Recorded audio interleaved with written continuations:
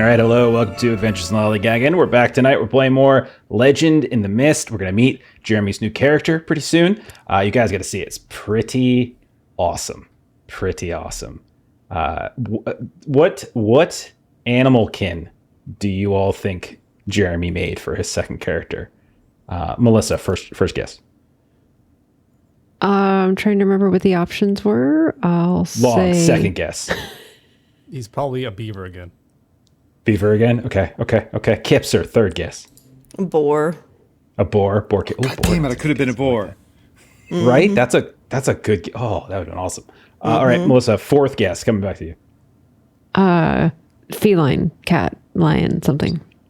Sorry, all you're incorrect. It's an android. He's playing an android. Again. I will angle it for it every time. Like, hey, there's these ruins, ancient civilization. Maybe we've got you've got that weird glass thing. Oh my god! Every time we played, was it every singer. alien? I'm trying to think. Yeah, I think.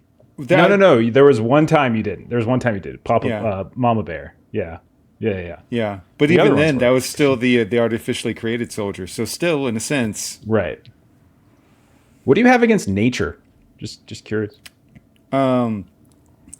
humidity and 3/10 struck by lightning. I learned at a young age, like nature hated me, so I hated it right back. Okay. Yeah. But you're tall, so of course you're gonna get struck by lightning. You should. That feels like a statistical anomaly that there was some type of message being sent. That's my feeling. Like by the time I was in middle school, I'd already had 3/10 struck by lightning, and I was like, "Piss off, nature! I'm done with you." Wow. That's Like with these. Ugh. Yeah. Were you the only one in the tent at the time? Were you inside I the tent wasn't in at the the tent time? when it happened. Okay, I was gonna say. So it's Yeah. like that weird Like, luck it's of gonna be like, this condition. is messed up that it happened. It's never happened while I was in the tent, so yay? Yeah, that would have been awkward if you were inside. Okay. Yeah. All right. Well, fine. Don't like humidity. Earlier you said you don't like sand. Now you don't like lightning. It sounds like you just don't like where I grew up. Is what it is. That's Florida in a nutshell. Humidity, Florida, lightning, lots of and lightning, sand. lots of humidity, lots of sand, and no mountains. So, anyhow. Okay. Well, yeah, maybe it is a sign never to go camping again. You don't like camping, right? Aren't you? No, I hate camping. My Yeah, that's what I kids thought, like yeah. it though, so I still Yeah, you have nature kids. damn happy little faces. Such a sigh. Such a sigh. Goodness. Hello, folks. Welcome in. We were just teasing Jeremy for getting almost struck by lightning many times when he was a child. Okay, and we're teasing him because his character fell from a cliff. Whoops. So we'll figure that out in a sec. We'll figure that out. Fine. But it's fine. going to be one of those like cliffhanger things where like at the end of a TV episode, like you see somebody going down, and then the beginning of the next episode, there was like a ledge, like a half a story down that they just sort of like landed on, and it's fine. And then you sort of like go about the episode. Like it's You really clearly think that's what this something is I gonna would be. do? I'm just saying. I hate those there's things at TV, so I don't know if I would do that. There's a possibility of like cliffhanger, cliff fall. Okay, so we open wasn't up. as bad. Black screen Wait, fade Sylvester in Stallone. on Beaverkin impaled on a spiky rock at the base of a cliff, blood pouring into the river. Cut to wherever the hell we're going after that. But there you go. Are you happy, Melissa?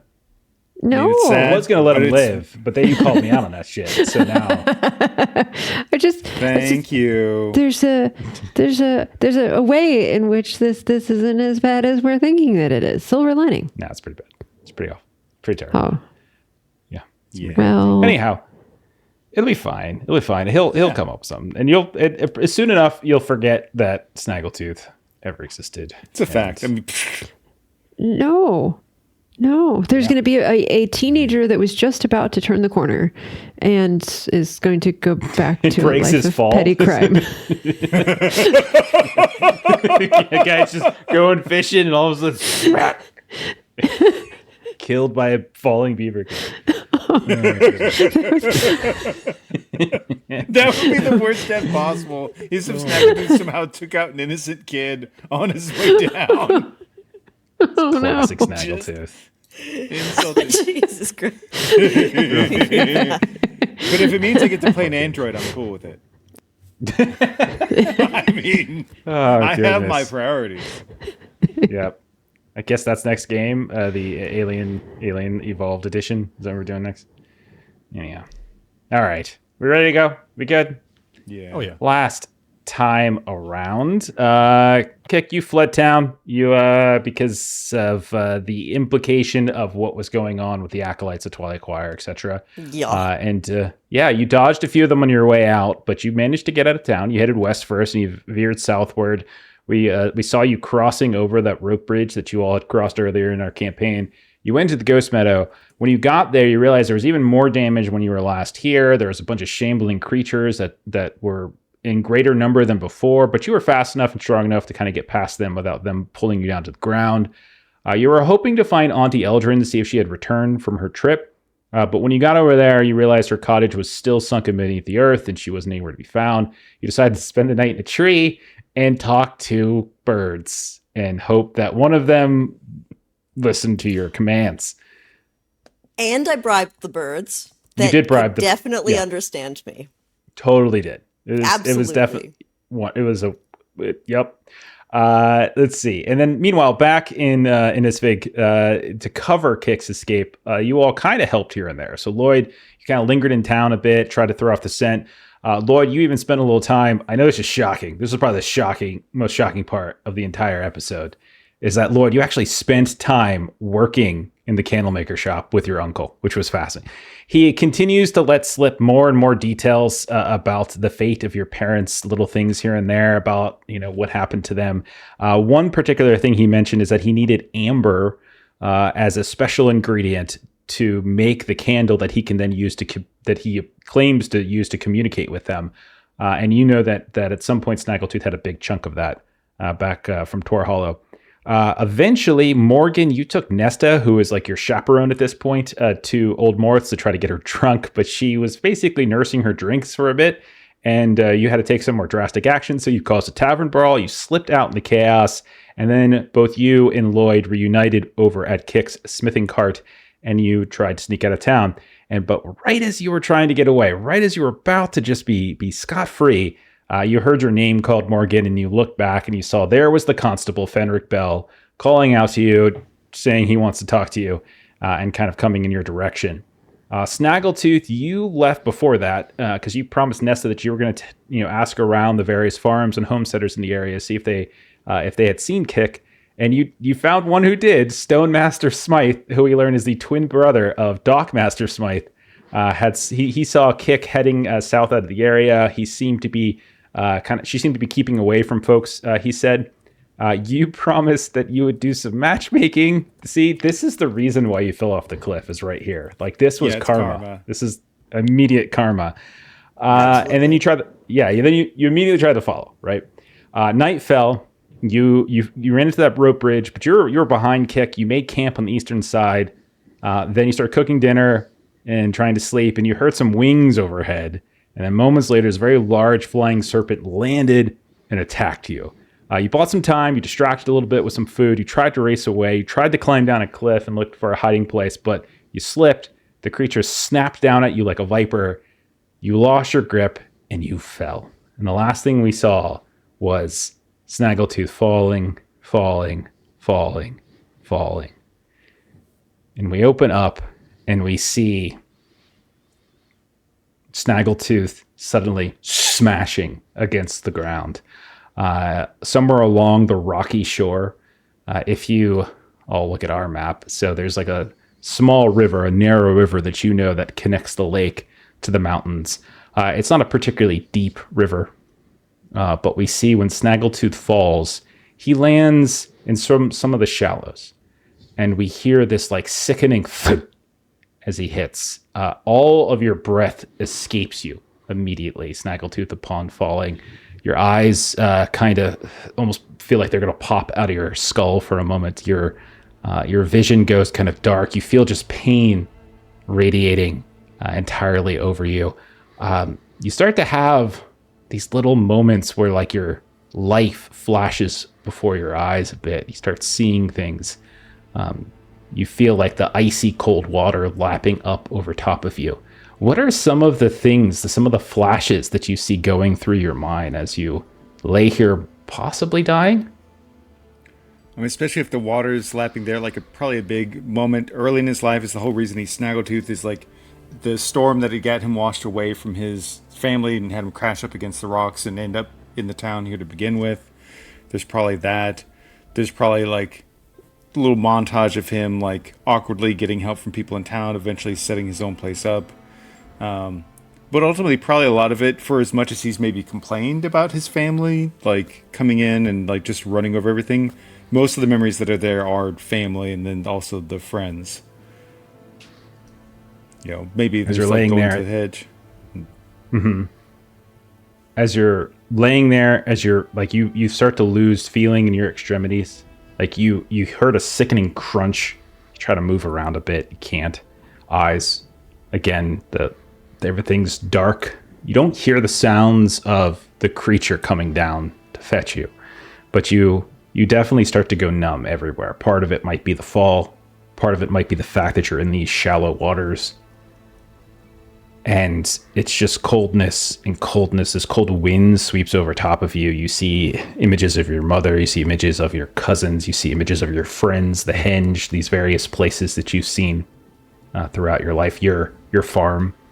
And then, like, as everything starts to dim, you feel this warmth suddenly. Like the tiniest speck of warmth begin. Maybe it starts like somewhere at your fingertips. Maybe it starts working its way up your arms. The warmth begins to overtake the coldness. Then it becomes not just warmth, but heat. Like becomes like you're laying on top of a stove almost. The flashes are continuing to come.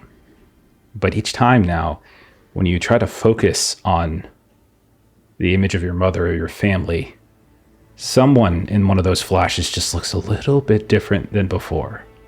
Like you look out and you see a grouping of Beaverkin family, the eyes all looking at you, but then somewhere in between that group, one set of eyes just looks like these smoldering coals. And then kind of cut over and we see the henge, we see you grouping up with Poe and Kick and Lloyd and Jack and Morgan.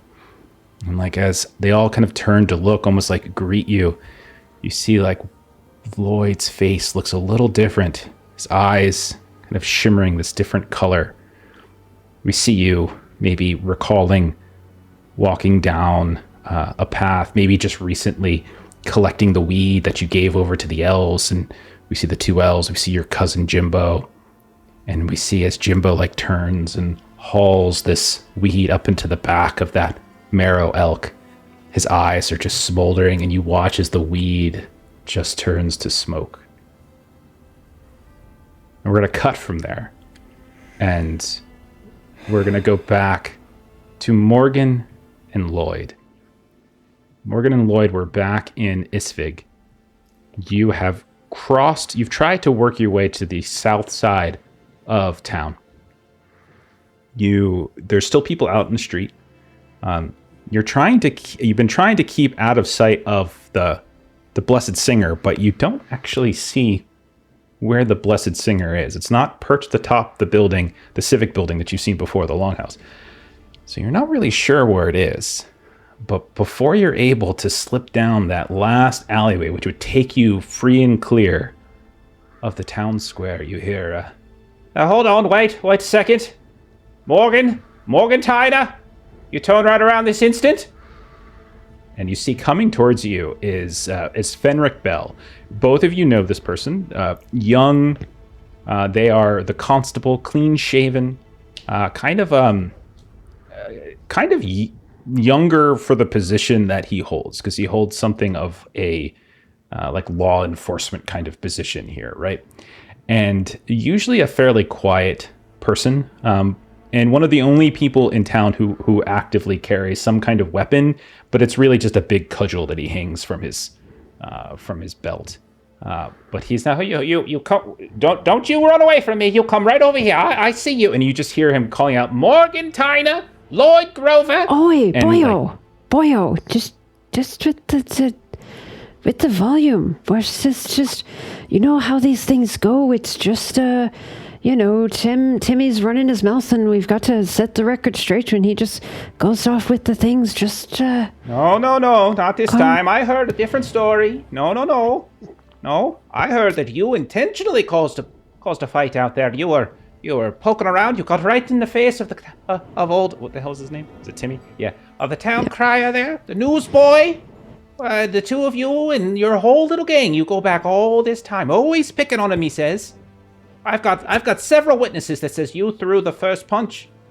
you know how these things go. My word, this is just the latest in the, it's the chicken and the egg. What he gets is coming to him because he runs his mouth and he gets a foul of us every time. And, you just can't, these things just can't be let stand, or that's just little shithead will just keep spouting all of the nonsense out of him.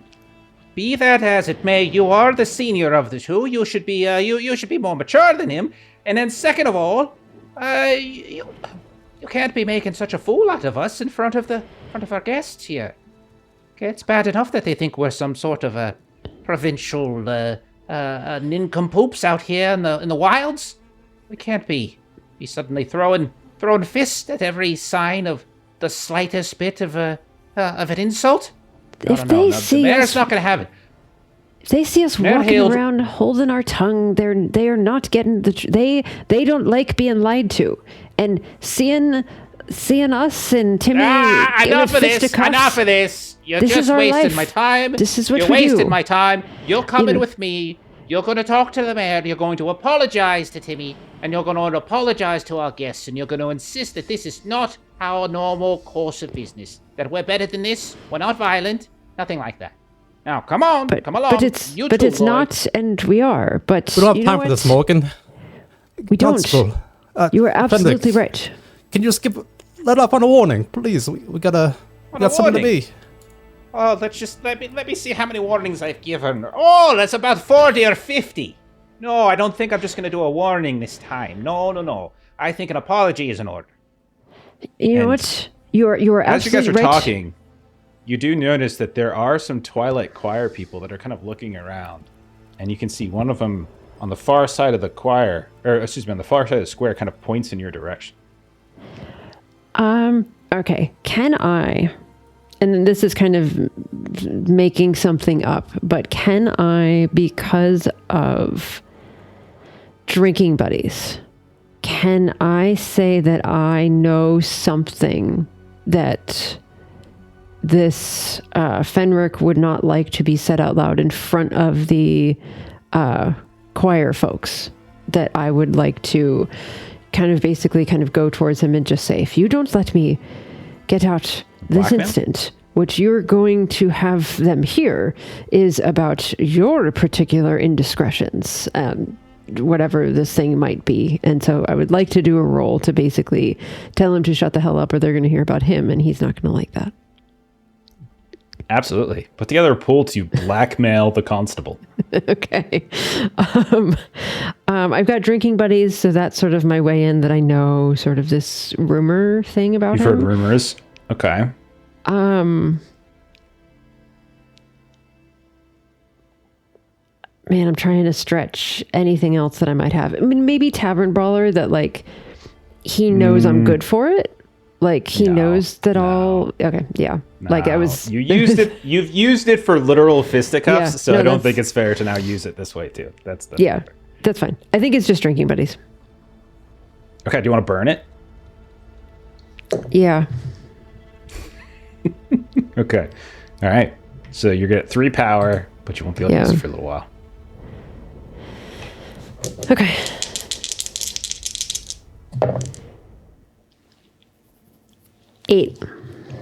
An 8. That is a success with consequence. Okay, so... All right, so what do you think the rumor is? Good thing I spent it, by the way, because it would have been a 6. I am going to say that he has been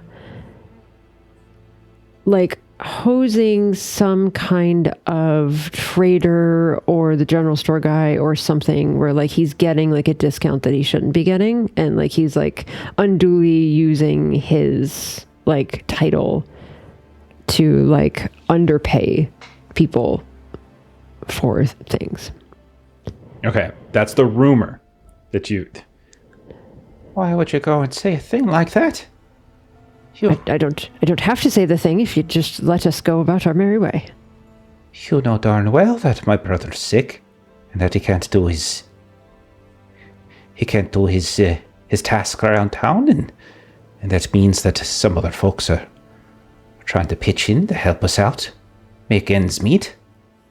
Everyone in town's got a sob story, and not everybody gets everything discounted for them like you do. You're using your title, and you know it. Am I free to go? You see, he just looks at you. That's a very cruel thing, Morgan. I always thought that beneath your gruffness there is still a kindness to you. You see, I was wrong. Careful, Lloyd. This one's as liable to stab you in the back as she is to offer you a hand to get on up. That is a bit cruel, Morgan. Like, how could you say that? And Morgan just sort of like looks at Lloyd.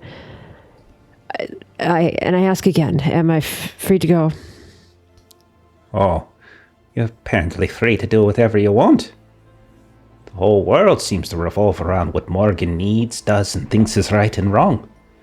But I'll tell you this. Hild's gonna hear about this. Yes, she will. And you see he turns away. And that's your narrative consequence, is that Fenric like will remember that and will be telling the mayor that you just blackmailed him, basically. My personal heart is breaking. Morgan there's stuff to do, and she'll deal with tomorrow's problems tomorrow. Okay. So, the sun starts to set. The two of you hustle out of town. And is there anything else that you wanted to do before you leave the confines of town? I have nothing.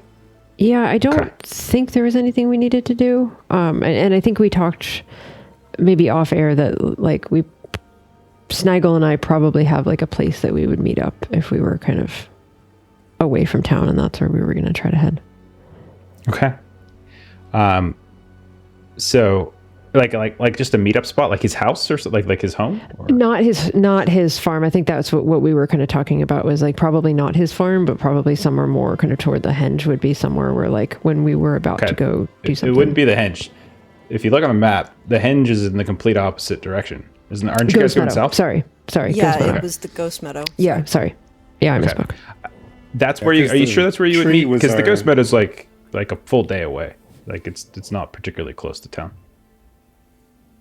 I would say in that direction. I think we were just kind of clarifying that it wasn't his farm, because like his farm would not be a secretive place to meet up. Okay. All right. Gotcha. Okay. So yeah, you'll start heading that way. I'll say then that you guys travel in the dark for a ways. And we'll cut over to Kick. Kick, you're up in the tree. You're dozing in and out here and there. Yes. Every now and then, surrounded by birds. Yes. A bird shows up. Caw. Yep. And then a lot of birds start to show up, and you start seeing them kind of popping up here and popping up there. You hear the sounds though of something on the ground. You hear like some kind of weird like grunting, not a growl, but some kind of like weird grunting going on. And you catch sight maybe a little bit off, like over by the over by where like that pit was. You see like some kind of animal, like a boar or a hog of some kind, through the shimmering light coming down from above, and you can just see it kind of at the edge and just sort of sniffing, and then seems to go up against a couple of these trees and starts to just rub against them and kind of paw at them a little bit, or kind of run its hooves against it. Are you doing anything at the sight of this?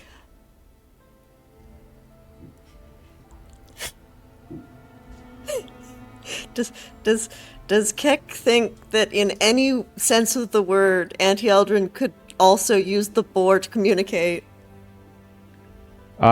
Your guys' knowledge of the extent of Eldrin's powers is probably non-existent. Yeah. So it's up to you whether you think that's something Kick would think. It doesn't seem an unreasonable something to confuse. Okay. Yeah. Part of the reason that more and more birds are probably showing up is because she would have been sitting in the tree while dozing, and maybe anytime a new bird comes, she would repeat the bribery and request for Auntie Eldrin with like little bits of bread. She probably, any sort of rations she brought along with her is dwindling at this point. And she will look at that boar. She's not going down, because boars are dangerous. But she'll maybe throw a hunk of bread and yell, "Do you know Auntie Eldrin?" And she's just like throws a little bit of, maybe an apple would be good for her. Maybe she has an apple in her bag. Take an apple out, you throw it down, and you call out something about Auntie Eldrin, and you see the hog stops whatever it was doing, and it comes over to where you throw the apple down. And now as it's getting a little closer to you, you can definitely see that it looks it doesn't look like one of the types of hogs or pigs that you have around your village. This doesn't look like anything domesticated. It looks it's kind of odd. It has it's broad. It's got this sort of broad body to it, and it's very low to the ground. And you do notice that it's kind of covered in all sorts of kind of curling. You're not sure if it's fur. You're not sure if it's just if it's scarring. But there's all these kind of markings along the side of it, and you can see that it's tusks that come out of its mouth beneath its snout. You notice they kind of curl almost to the side of its face. It's got a very wide-looking face. It looks like no hog or boar that you've ever seen. You definitely look like one of Auntie Eldrin's. I'm betting on it. Now, can you go take her? There's an apple, another one I'm sure I've got in my bag. If you can go send a message to her. So it leans down and it picks the apple up, and it kind of turns, and then it starts trotting off back in the westernly direction. Westernly direction? Okay, well, I guess I go into the woods tomorrow. Maybe leave some deep footprints. All right, thanks. Okay. And so the night continues with you, kind of sleeping, and otherwise kind of unfettered in no particular way. I don't think anybody's following me. I'm Okay. up in a tree. I'm not about to travel at night. Yeah. Okay. Lloyd and Morgan, do you think you two would have traveled through the night? I think it's a bit unrealistic. What about you, Morgan? I think Morgan is feeling Lloyd, I think I'm a bit concerned that they're just going to be on our tail. So, I mean, I could be convinced to take a rest, but I think they're just going to be coming after us. I mean, I was trying to get a clean break, but it just didn't work too well, and I just don't want that singer thing coming up on us on our own. Right, I'm willing to get out of here. You think so? But look at yourself. Look at the conditions. It's a bit unsafe. I mean, but we barely had time to get food or any kind of provisions, so we've got to try to catch up to him. I think maybe we just do our best to find some tracks and see where we can go and get a bit of distance, maybe try to sleep in the morning. Alright, I'll travel a bit. But if it's too dangerous, I'm going to tell you to stop it. That's fine. That's fine. I don't know. Like I don't think she's a bad one, that one, but I just don't trust the rest of them, and they just seem to have, everyone in town is just so wrapped up in thinking that they're good.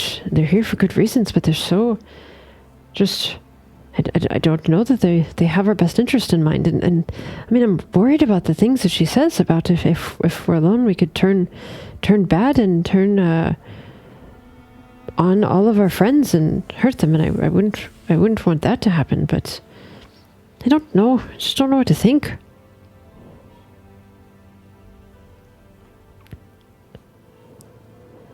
Well, Poe knows more than the rest of the town, so of course I trust him.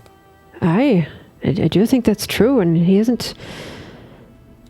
He's kind of a grumpy shit sometimes, but I mean, he's never led us astray, and I certainly trust him more than these folks taking over our town. So I don't know. If you get real tired and you think it's a bad idea, I'll take a nap. But I'd just like to get a little more distance before we stop moving.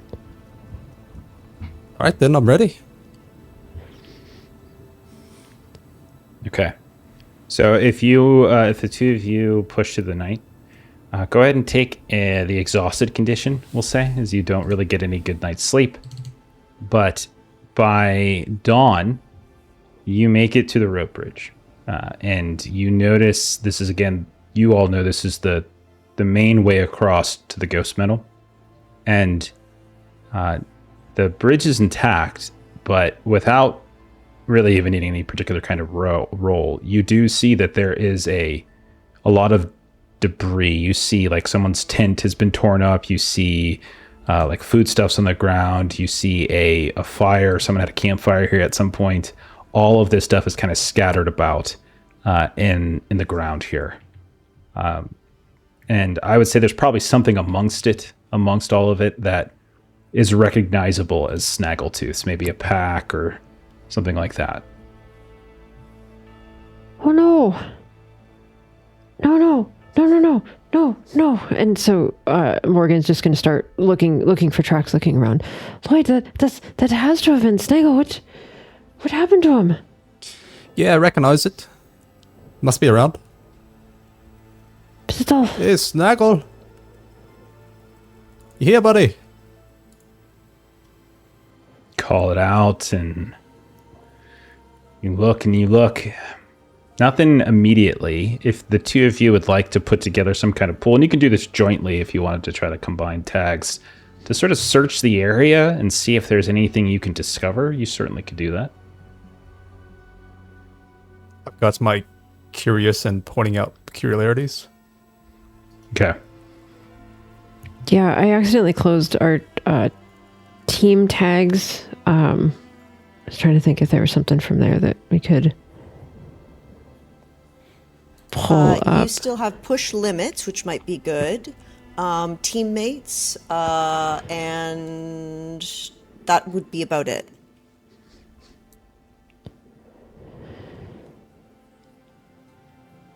Point of order, though. Push limits is a weakness. Ooh. Yeah, and I wasn't going to pull that one anyway, necessarily. I mean, teammates, maybe. Like, I've been out in the woods enough with Snaggletooth to kind of have a good sense of, like, his tracks or, kind of different things like that, because we definitely spent a whole lot of time together in our kind of backstory creation stuff. Sure.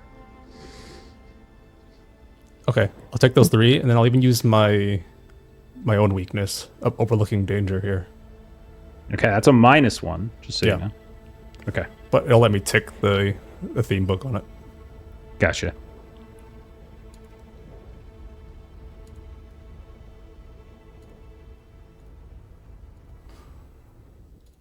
All right, let me roll this. Go for Got to it. find him. We've got to find him.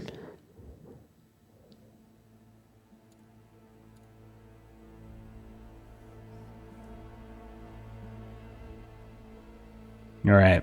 Okay, an Got 8.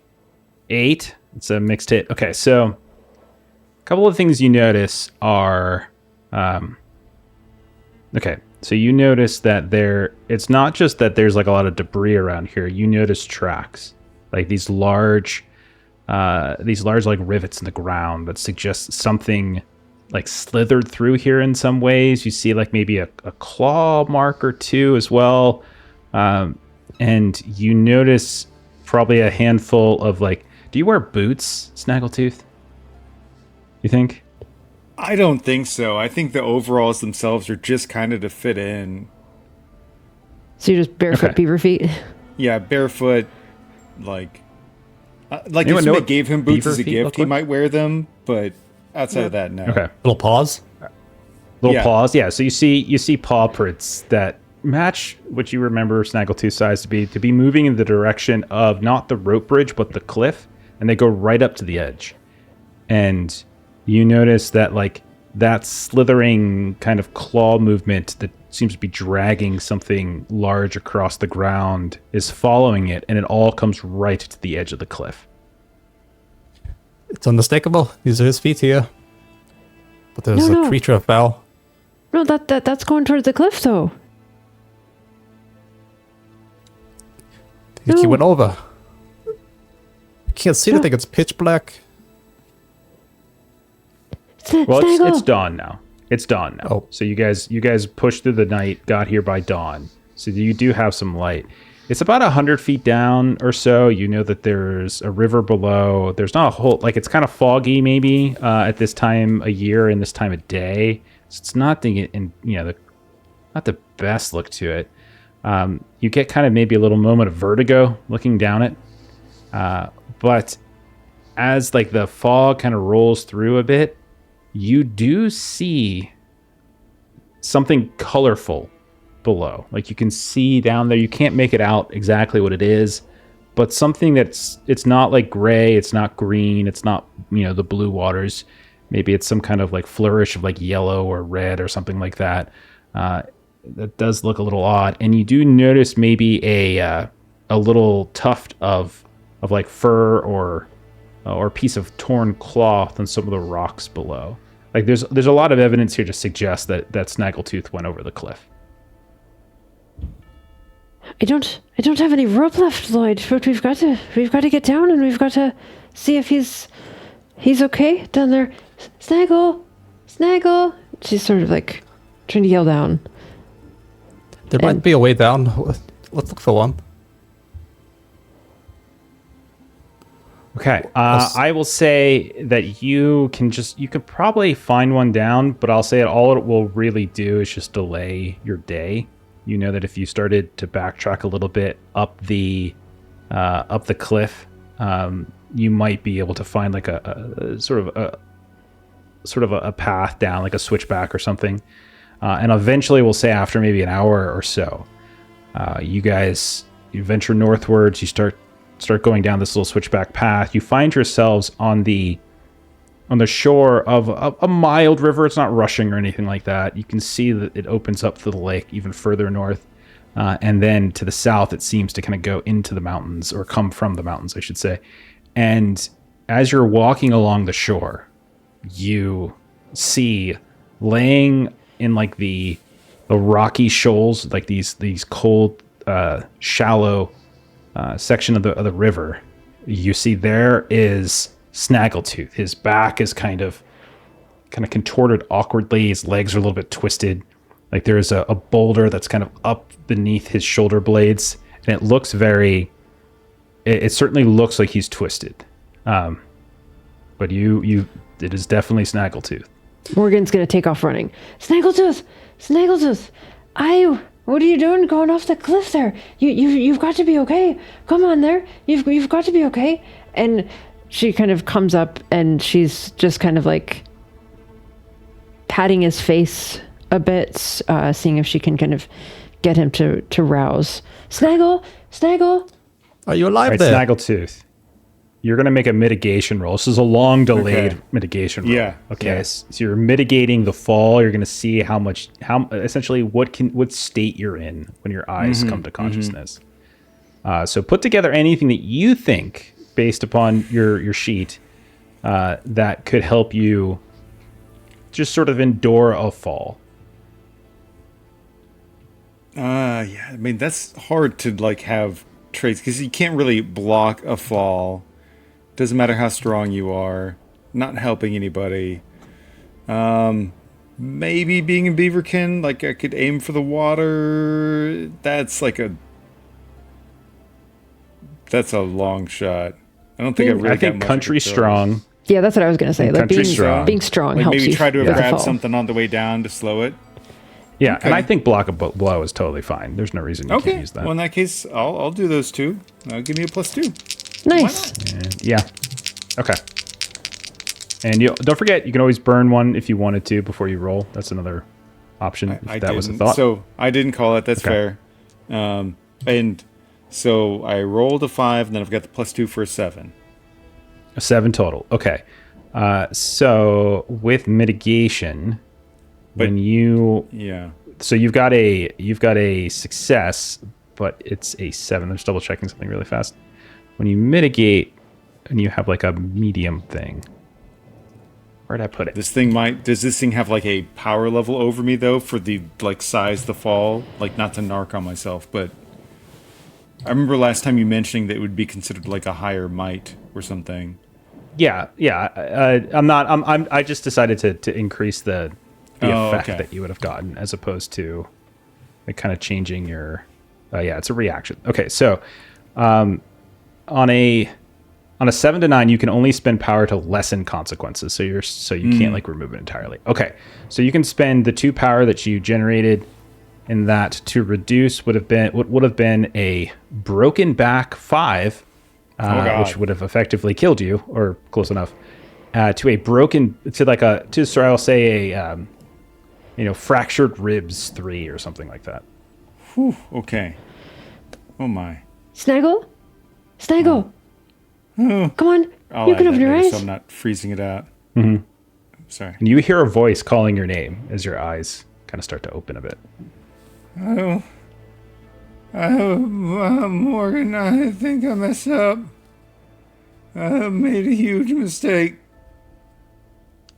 I thought it was Oswald. It wasn't Oswald. It was big, and I just should try to run, and then I made a big mistake, Morgan.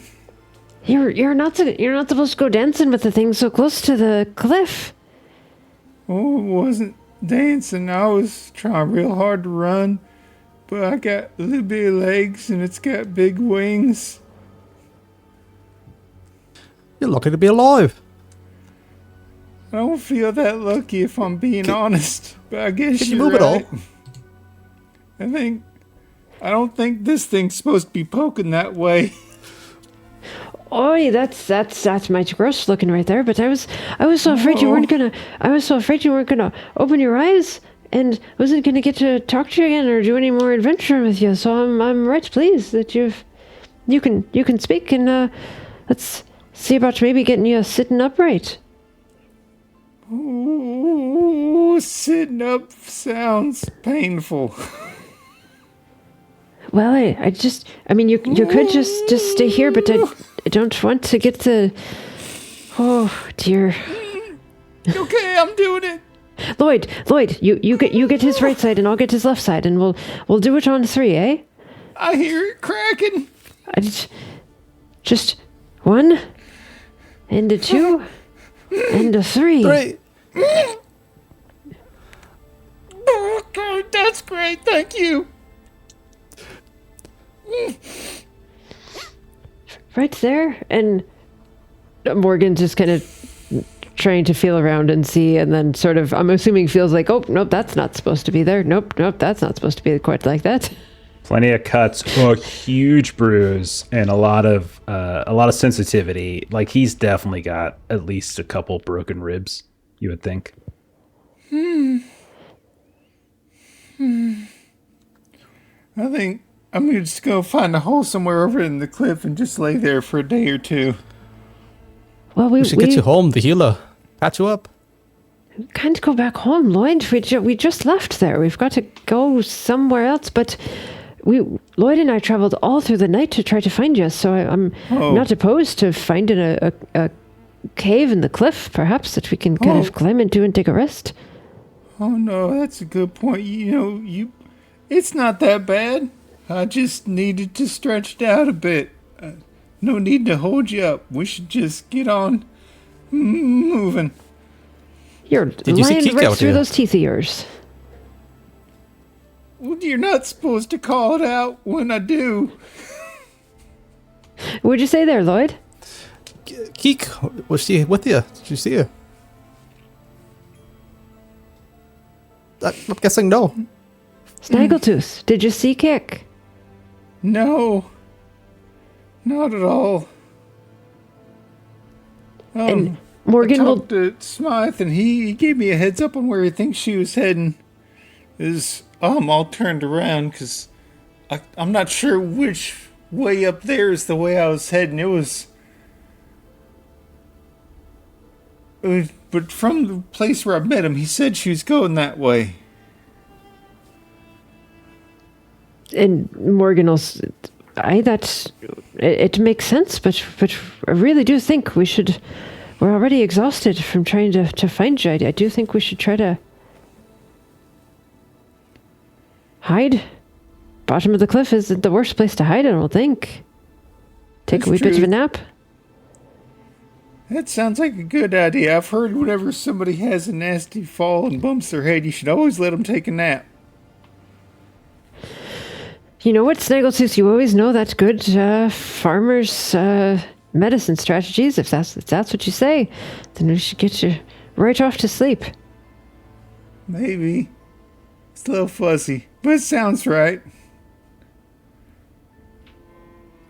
All right. So, what are the three of you gonna do? Do you want to just like rest? Like, we're not doing a full downtime though. I don't think that No. would make sense given your time constraints. So, so I don't think we would be doing that. But is there like what were you thinking? Like just sort of walk. You could talk out of character. Like what is it you're looking to do here?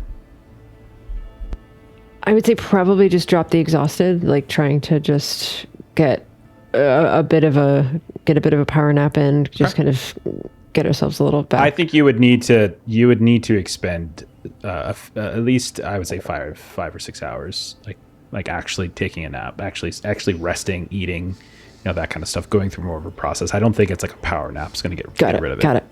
Okay. Well, I guess we just keep going again until it's dark. Yeah, okay, that sounds fine to me. Let's do it. All right, then. Keep going. We'll get you back up, and then we can resume the path that you were on. Okay. Oh. So you help Snaggletooth up. You try to find your way back up. It's going to take a little time, but you're going to do your best. We're cut over to Kick in the meanwhile. Kick, you wake up. Dawn has come. You managed to Can I sleep a get little rid bit. of my exhausted tag? Because I did I sleep. think you can. You did Yay. sleep. I think you can Yay. definitely get rid of it. Okay. I am not exhausted anymore. You wake up. You look around. There are no signs of crows, no signs of a hog. But with the sun up now, you have a much better view of the area. The cottage still isn't here. The pit is still here, but it is empty. You do catch sight of the ghost meadow a ways to the east, and you can see the various, whatever the heck they are, kind of shuffling around in no particular direction, like kind of just sort of ambling around. I You want to do? I don't want to head that way because already I've been thrice cursed by them, and all of everything else in this area. I think that boar was a sign from Auntie Eldrin. So what I'm going to do is I'm going to try to find its footprints and follow it. But I'm not good with the forest. It's not my specialty, and I'm running out of time. So I'm going to nick the trees as I walk to leave a path so I can find back only on the left side. So I just turn around and just follow them the right way back. Okay. Definitely what you do in Minecraft when you're putting torches down in the caves. For sure. Okay, so put together some kind of roll to track this boar. Get lost in the forest. Yeah, that's definitely a weakness tag. It's Okay. my weakness. And there's no For getting sure. around it because I'm going into the forest. Wow. You've got like nothing. Nothing. None. I'm No, I looking just at have a your negative. tags. You got No. nothing. This is my worst idea ever. All right, I have a -1 on my roll, and that's it. Yeah. All right, give it a go. Yep. Yeah. I don't even think. This is not what my character is built to do. Not at all. Yeah. Oh, so close. That -1 really screwed you. -1 makes it a 6. Okay. So I'm not going to say you're gonna fail. It's just more going to be a fail forward in that it's just going to, as the weakness indicates, you get lost, and you start traveling over the course maybe of the first 2 hours. You push westward. You kind of cross over a small stream. You hit like a kind of a rise of hills that not quite peaks, but you kind of get a good look of things, and you can see that you were only in the sort of the thin parts of the forest on the western side of the Ghost Meadow. But as you're standing atop the hill and you're looking westward, you can see the forest gets tall, gets thick, and gets dark. And as you plunge into it, marking the trees as you expect to, there's maybe 2 or 3 times where you come across a tree that has a mark on the side in which it should have. And then you notice the next tree also has that mark, and then the next tree has a mark, and you find yourself going in circles for like 2 or 3 hours or so here and there. A few times you swear you're being watched. Like you just kind of get that feeling, right? In the back of your neck, your hairs kind of start to stand up, and you look around and you can see like off in the distance, there's like an elk of some kind kind of staring at you, maybe about 50 yards away. Like looking through a few thin like saplings, not even full trees, just kind of staring at you. It's very awkward looking, eyes a little bit too far to the sides of its head. Its antlers kind of coming out and sort of a painful red at the base, and it's quite large, but it's kind of staring at you as if it's observing you in a way that seems both overly humanistic, but also extraordinarily alien coming from that face. It's just kind of watching you. Auntie Eldred? And you see it just kind of turn its head in like this sort of lilting fashion and slowly begins to saunter away. Okay? I'm gonna follow it. I think it's taking me to the right location. You find yourself following it for maybe about an hour more. And as you get a few through like these little clearings and glades, and it like will pass by like a pond and it'll sip water for a second, you notice that it is the same kind of elk that you saw at Snaggletooth's farm, the same kind that the elves had brought to kind of pack up. And you see its back has that strange, like almost like bones or interlocking things on the back, and it's definitely the same kind. The coloring is a little different, but it's the same species at the very least. And every now and then it'll, like after it takes its drink, it'll kind of look back at you again, and then it'll slowly start sauntering forward once more, almost just like it's checking to see that you're there. All right. I don't like the woods. This is not my cup of tea. Where are the rocks around here, honestly? And she'll keep going. And it's probably about, another 2 hours more before you find yourself in a very peculiar looking clearing. In this case, because it seems almost like the wall up ahead of you. See if I can describe this. Up ahead of you, you see like immensely thick, dark forest. And you see these huge roots, like the base of the trees. The roots themselves are enormous and winding and interlocking. And as there's almost like there's a neutral ground between the forested area that you're coming from, and that kind of root-filled forest. And there is this maybe about 100 foot in terms of distance between where you're like the forest you're stepping out of and those woods you're looking towards. And as you look off to the right and as you look off to the left, you see it kind of extends like in this almost unnatural arc, and it looks like almost like it's sheared in a way, like out of character. Think of like a crop circle or something like that. It has that kind of feel to it, but within a forest as you step into here. And you can see ahead of you the elk that you've been following looks at you one last time, and then you see it more spryly than it's shown. It's just been very slow and sauntering. It suddenly just leaps up into the deep woods and like makes no trouble whatsoever hopping atop of these different roots. And this creature, despite its size, is agile as you can possibly imagine. And you're suddenly left alone here in this weird little interstitial place. Auntie Eldrin? Hello? Couple beats go by, and then you see something move ahead of you, and like it's like something peels itself off, like one of the base of these roots, which are good, like 5, 6, 7 feet tall at places. It almost kind of peels itself off of it, and you see a figure that looks very familiar to you, as you saw them when you were at Snaggletooth's farm. You see an elf. You see and the elves, remember, of our world here are quite awkward. They're tall, they're very narrow, but they have these like deep chests, and their skin has like the tone of like a river stone or like dried bark, and these very pale looking eyes that are just sort of staring at you as they step forward, unblinking. Their hair is the color of like this kind of a dull gold, like dead grass, and their ears are kind of tapered back almost against the sides of their heads. They have in their hands some kind of spear that they kind of set down to the side of them with the point up, and they just almost like it's a staff. And you can see they have a horn on their belt, and their clothes are these like tightly woven fibers. It's hard to even tell exactly what they are, but they call out to you. Auntie Eldrin.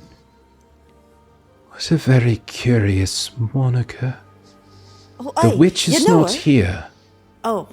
Yes. No, she is not here. Where'd she end up? I thought she was coming to visit you for the funeral of the fairy. Yes. She was here not long ago. But we were just to stop. She had a more important task to tend to. She said that there were others who recovered our brethren. Are you one of them? I was there. We found a bunch of long dead coming out of their graves, and next to the tree where you can talk to the dead sometimes, and one of my friends managed to pull out the amber that had your friend in it, and we brought it to Auntie Eldrin so that she might take it to you, because we don't really. I mean, I know you talked to Snaggletooth, Idrika. The Beaverkin. Yes, I met Idrika and another one there. I can't remember his name at this time. And again, they don't blink. They stare at you like way too long than they probably should. And they don't really seem to show any like recognition like on a facial expression. But they say, I am Quelthia. And then you look off to the side and you notice standing just a few feet away, there is another one of these that you don't even recall seeing them suddenly appear.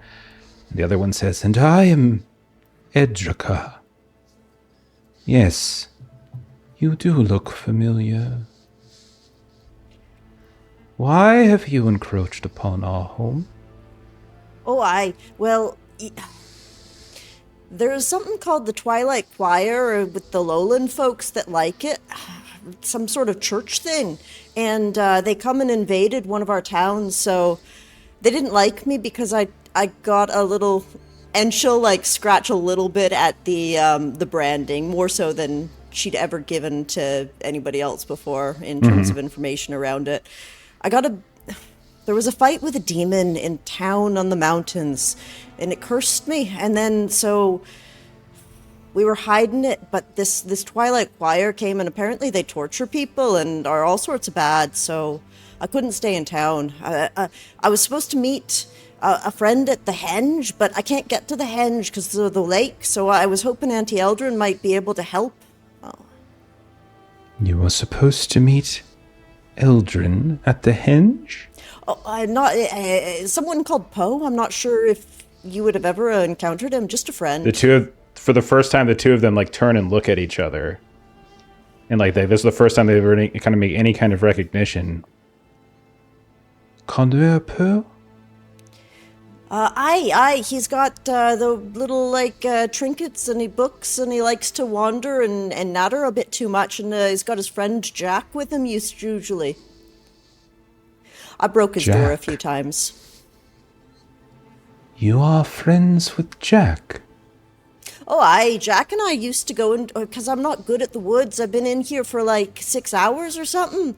I think I accidentally went around in circles for a bit, but Jack knows the woods and I know the mountains, so we help each other out depending on where we need to go. I see. Your trees are too big. I can't see over them here. If you are friends with Jack and you are friends with Poe, you may enter and take respite. Oh, thank you, but I think I need to get to the henge by tomorrow. And they look at each other and they don't seem to have any recognition or response to that. Okay, I'd appreciate the respite. Okay, do you have a boat? Yes. Oh, okay, great. Can I borrow it for a little bit? Are you as skilled at boating as you are at traversing the forest? Thereabouts, yeah, Then no, you cannot borrow our boat. But you have a friend who's good at boating. I do have a friend, but as far as I'm aware, they're still back in town several days away. So I can't do that, Melissa. Come. All right. We shall discuss this further. I Inside. appreciate any help. Should I do I bow or shake hands, or how do you do your greetings in this part? We have already greeted one another, have we not? But some of the lowland folks and the highland folks like an additional greeting. It's a thing that they do. Like they shake their hands, or they'll bow, or they'll like pat each other on the back or something. We would appreciate if you do not touch us. Fair enough. And then they turn and they start walking into that dense root-filled forest. I wish Jack were here. This is not my natural habitat. And she'll follow in. And one of them says over their shoulder as they're like disappearing from view, Jack is here. And then disappears. Oh, Jesus. All right, let's head in. Okay, we cut back to the three stragglers, Lloyd, Snaggletooth, Morgan. We're a little desynced in terms of time. But such a difference in like adventures happening in one session. Yeah. And the three of you, will say you make it back up to the cliff. You make it across the rope bridge. You see the ghost meadow unfold before you, and you can see that there are a couple dozen, maybe 20 to 30 shambling figures just ambling about.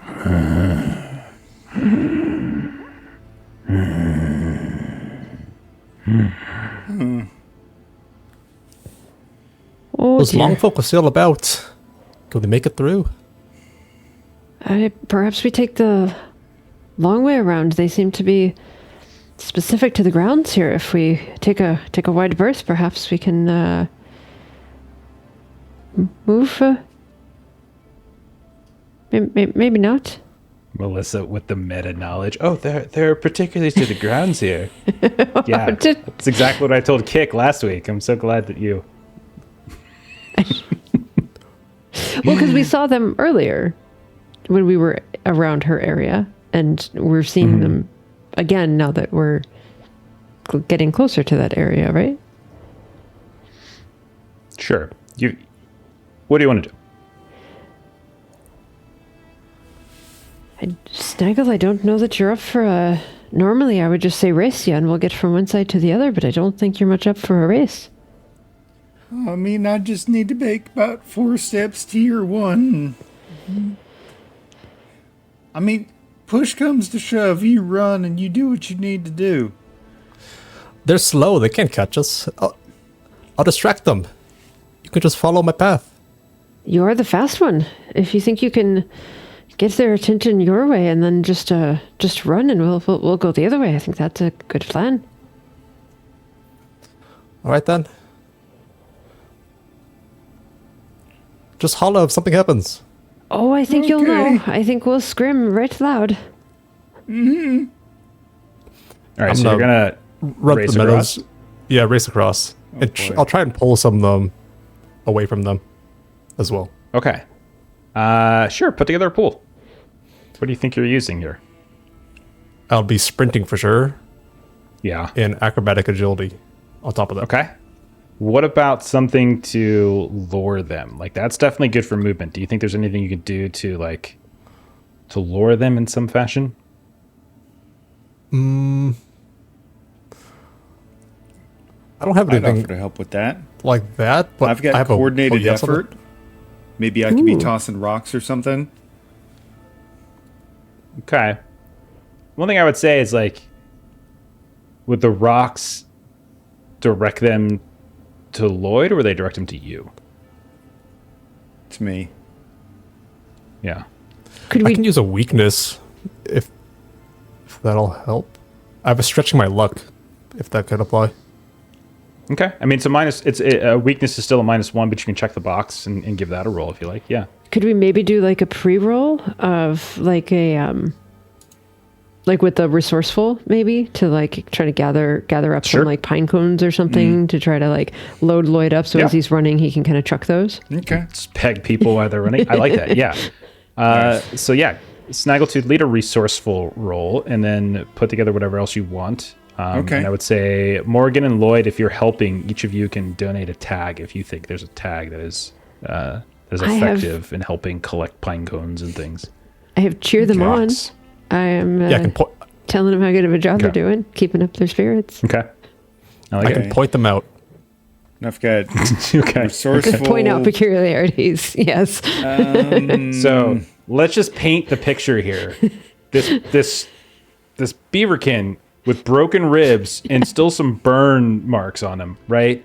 Is doing all the work while Lloyd's just pointing him in places and It's Morgan's okay. cheering him on. And so Snaggletooth has to go around picking everything up. Okay, I can do it because I'm resourceful and I like to help those that are in need.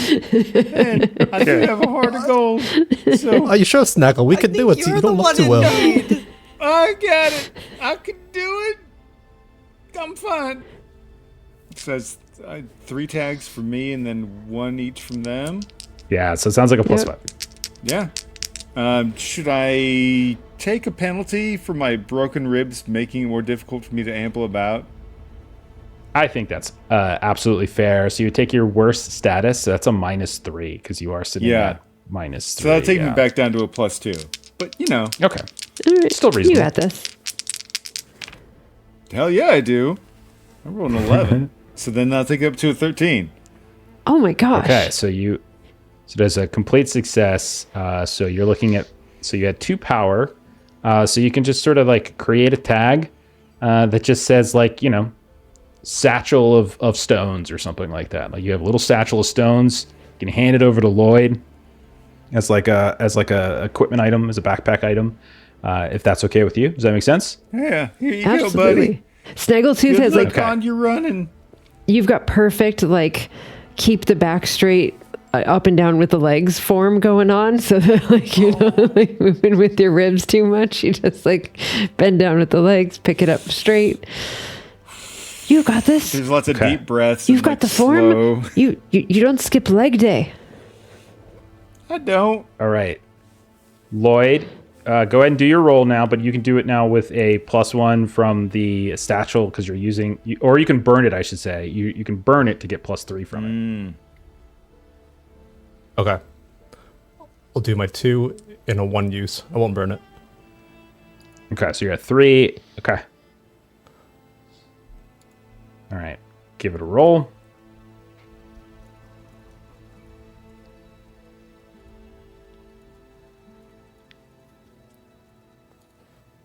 I got 11 total.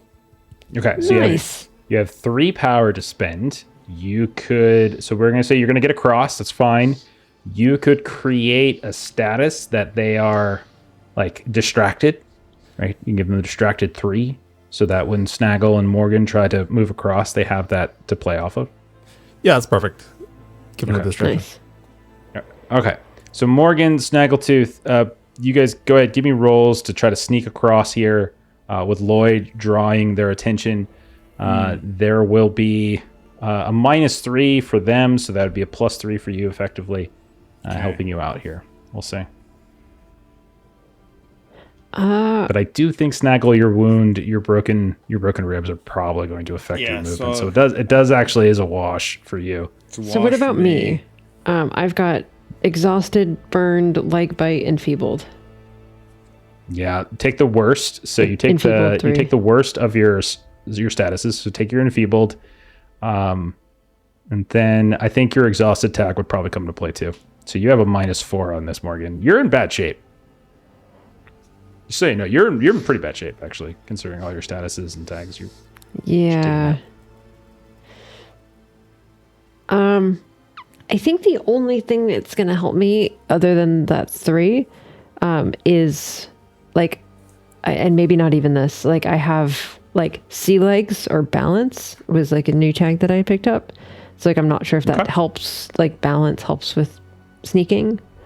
If we're assuming you're like helping Snaggletooth, like the two of you walking wounded types are kind of, helping each other across, I would take sea legs there for balance. Okay. That's fine. Okay. So then, Which ties in, I was going to do coordinated efforts, potentially trying to do the same thing from my side too. So we keep kind of like I like it. echoing off of each other, kind of distracting back and forth. two broken towers leaning against each other.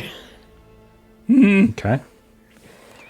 All right. So sounds like Snaggletooth's up to a +1. Morgan's Yeah. back to an even. Yep. Unless there's more that you wanted to do.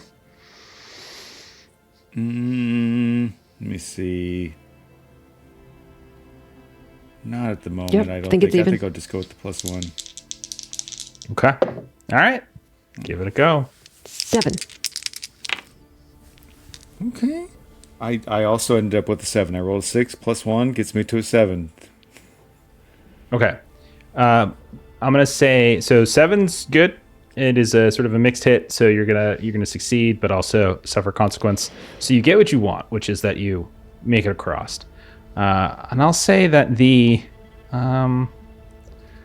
say maybe as a consequence, like a few of them kind of turn and they kind of lunge at you and maybe they grab at some things here and there. So I'm going to say each of you burn something from your backpack as you're limping across, they grab onto you, they grab your things and they just manage to grab something. You can pick whatever it is. It's fine. And so you can tell us what it is that you're saying that you're losing from your backpack as you try to limp your way across. So at this point in the adventure, the only thing in my bag that hasn't been burned is the bad duplicate of the map from Eldrin's. Okay. What about I think you can delete those from your backpack. You don't have to burn them. You just delete them if you don't have them anymore. They don't exist anymore. okay, yeah, because the barnacle I'd already messed with. So, oh man, Okay. that's a bummer. I would say I would also accept if you had, don't you have like a scaling knife or something? I would accept that too. That's already been burned. That's an item. Yeah, the Do you have rope any and the other scaling tags knife. that are item? No, the rope is gone too. Okay, so that's what it is. Yeah, Sorry. I'm thin on stuff at the moment. So, oh man, Okay. I'm going to be an utter piece of garbage. And I think Classic. the thing that would be most prone to awkwardly fumble out of a pack would be the strange stone, the amber. Okay. I like it. No. So It feels like that would make more sense to be the thing that tumbles it's out. heavy, thumps down. Yeah. Makes sense. So the two of you are racing across. A few of them turn away from you. There's so many in here that Lloyd can't necessarily distract every single one of them. But they're reaching out. They're grabbing you. They are shambling, so they're not particularly fast. So you're able to push forward, but they just get a lucky grab on you, or maybe you stumble into one of these little holes that are in the ground, and that kind of throws your balance off. Maybe something, that's when the stone rolls out, but it rolls out in such a way that it lands on the other side of like three of them that are closing in on you, and you just kind of have to leave it. And you push across.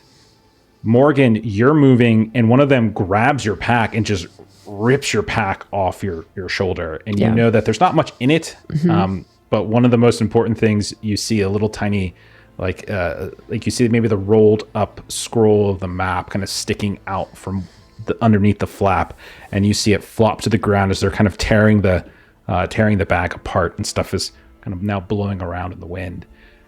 But you make it across.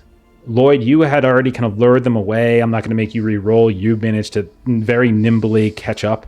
And I'll say the three of you have bypassed the meadow. And it's at this point you see that you're not wrong, Morgan. Your instincts were correct. I don't know where you would have gotten this idea from. But as they shamble towards you, there's like a certain part where they just stop moving. And they can't seem to pass through it. And the three of you are safe. For now. Oh, that was... I don't think you and I have ever walked so slow. There was something that we needed to go fast through. My word. You look just like them. Shambling about. That's what you young whippersnapper. You keep your mouth to yourself. There, that's... I lost my bag, though. It was pretty light. The only thing I had left was the map, though, but I think we might need that. Well, I'll take losing a map over losing you. I think that's a fair trade. Well, that's mighty sweet of you. Snaggle, you dropped something too, didn't you? Yeah, but it's just a rock. It was a pretty rock, but you know what? I like me more than the rock. That's selfish, I know, but I think that's okay. Well, I like you more than the rock and the map combined, but... Lloyd, that was good running you got there. Well, You I wish lost I the had rock. long legs. I've got plenty here. Here, have them back. Can you carry it? You're the young, strong one, and we're quite injured. I don't think we should be carrying the bag of rocks. It sounds a bit heavy. Yeah, what she said, it's like a gift given shouldn't be taken back. All right. Do we know if Keek's even around here? Why are we here? I don't know, You guys real would know woozy, man. geographically, you could take the very long way around the lake and get to the henge, which at this point it's probably, you could also try to find your way across, but like you could literally go all the way around the lake. It is not the fast way remotely, but you could. Like you could do it. So we know the henge is the long way here. Should we just make it our way towards it? I mean, Poe's waiting for us. We have a day, maybe two. I suppose so. Just had to get ourselves out of there. All right. So you guys push a little further westward, and you do come across some familiar terrain, and you recognize the grounds of Auntie Eldrin's cottage. You don't see the cottage, but you definitely see the spot in the ground where it had sunk into the ground, and you had to like kind of race out of it. You notice the pit as well. That is empty, but it doesn't look like she has returned. If anybody wants to make some kind of like perception sort of like look around the area kind of deal, you're welcome to do that. Can I add? An unusually large number of birds. Well, they had left. When you woke up, they were Oh, gone. okay. They were following me? Yeah. All right. Fair enough. Yeah, I've got some learning the environment I can do. Okay, yeah, See. go for it. What's going on? was sure hoping that this house would be back of hers. It could be a place to lay her head down for the night, but she did say she'd be gone for a bit, so there's that. Rolled a 7. Okay. Yeah, you guys maybe just like linger for a bit. You're tired, you're kind of beaten up. And so maybe we'll just say this is like a loss of time. And so lost time, by the way, is important because there is a timed event that is happening shortly. So this is so you kind of get lost, like poking around. There's a lot of weird things you're finding, Lloyd. You're finding like an apple on the ground that's been cored out and sort of left. And you find like these little random pieces of meat. You see like crow feathers. You see that there's like these weird markings against some of the trees by the base, like something scraped against it. And then you notice eventually, and maybe you have to do a double take. Maybe you see it 2 or 3 times, but you see boot prints in the ground. Maybe you think they're yours for a second, but then you realize they're quite big, and they're bigger than yours. And you do know that Kick is quite a large individual, as she is from the Highlands, and they are all very large. I think I found something, guys. What is These it? footprints. They're as big as my head. I think Kick's been around here. She does have the biggest feet of anyone that we know. She's like That's freaking true. big. I'm getting bigger and bigger every day. Wait, is that her over here? Oh no, wait, that's just the mountain range. Sorry. I once tried to get her to put her heel up against my big toe, and she wouldn't do it. No, You, it was my heel up against her big toe. Yeah, I think it's her that big way. toe's about the size of my heel. Lloyd, that's some good eyes. Sorry, I should just take a nap. My head's still woozy. As you lean back, like maybe against a tree to take a nap, you suddenly hear caw, and you look up and you see right above your head there is Crow. You presume Oswald, but who knows? Kind of looking down at you. Caw. Hey there, big fella. I done lost all my food. Tossed it at a snappy wingy thingy. You see it hop down like onto you, and like it's like moving about like on your chest. I'm assuming you're like leaning against a tree, and it's just kind of hopping on your chest and just sort of staring up at you. Hey. Oh, it's real nice to see you. You know my twin? Like my big twin? You seen her? And it like pokes you like right in the face, like boom, like, right underneath the eye. It's okay. Caw. Okay. I'm gonna assume that's a yes. And then it pokes you underneath the other eye. Caw. Okay, you seen her twice? And then he's gonna lift up into the air again. You see it just kind of start to circle around you a little bit, and like it's starting to almost like panic call, like very loudly, very irritating. What? Why is it making marks on your face there? I asked if it saw, and maybe it's poking my eyes maybe Oswald's poking my eyes to let me know it did see her. 'Cause eyes are what you use to do the seeing. Okay, so which direction then? Which way should we be walking? There's Circles boots here, around. right here.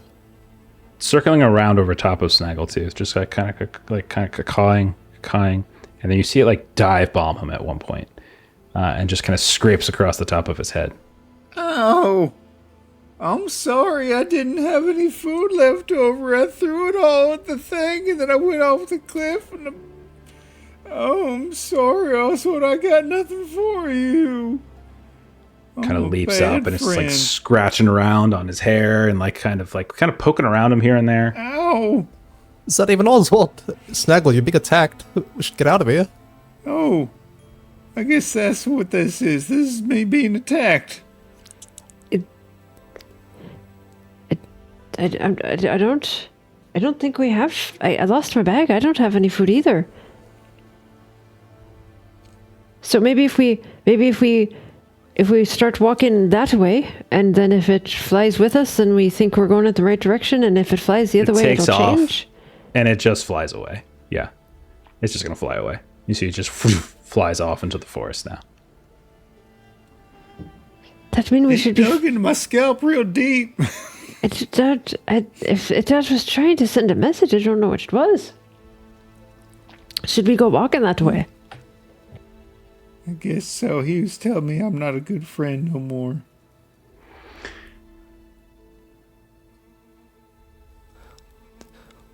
Let's just go this way for now. Well, fuck you, bird.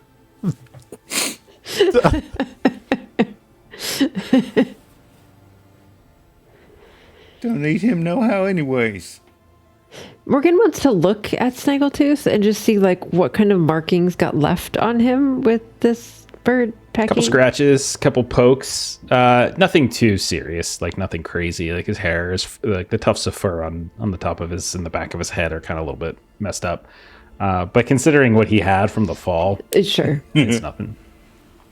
I don't understand, but all right, Lloyd, lead the way. We'll go the direction that it flew off. And I'll do so. Okay. I'm going to ask you to do the same thing Kick had to do. And I'm going to ask you to make some kind of like forest survivalist tracking kind of roll. Or survivalist, huh? Something like that. Like you Did the can tree do that. marks help them?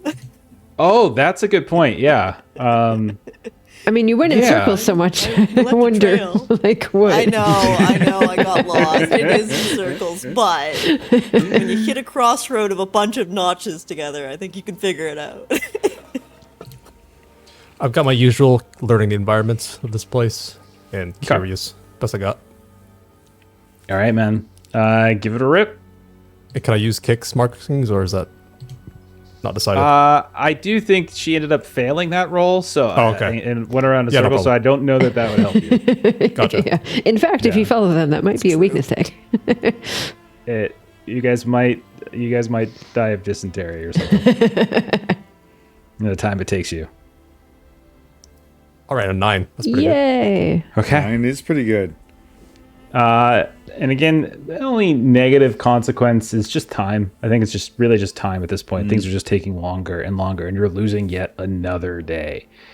But yeah, eventually you kind of push forward, and I'll say that you ultimately find yourselves in the middle of a clearing I've already described, which is just this. It's evening time, we'll say.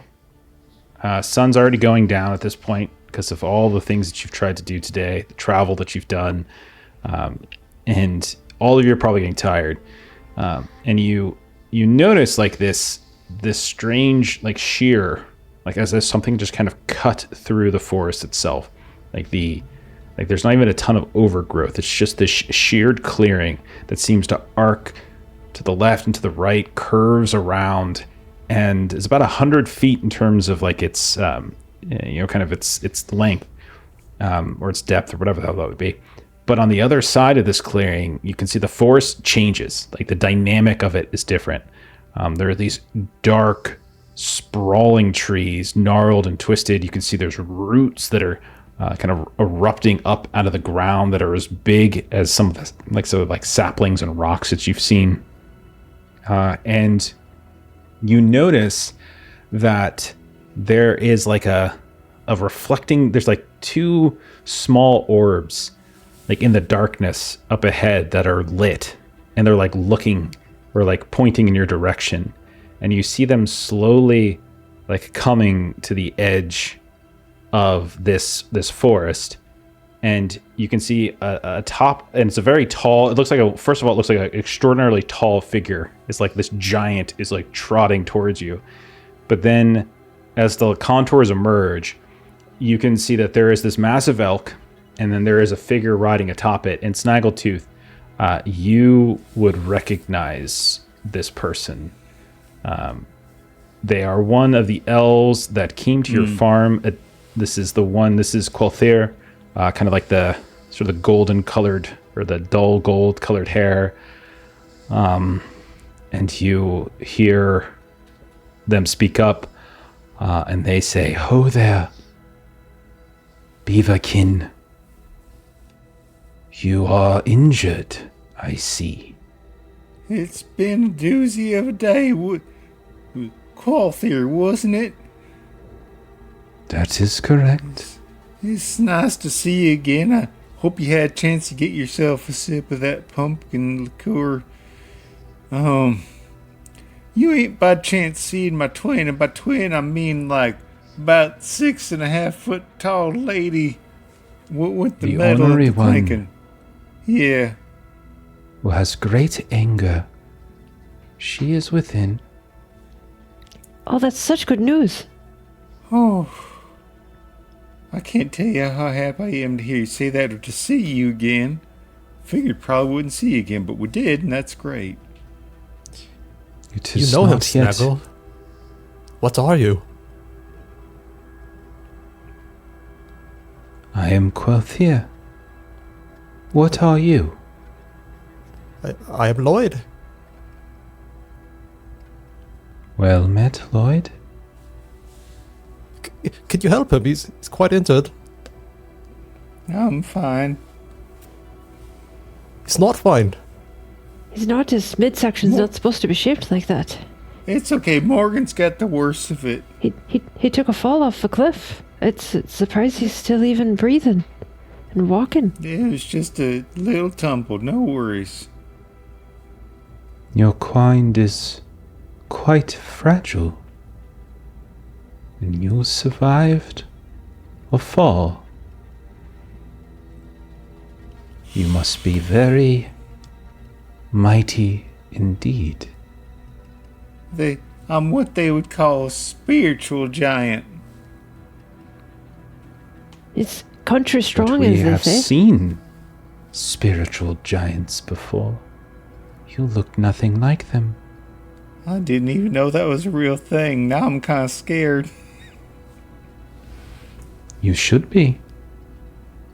These are scary times. Okay, well then I'll admit that I am.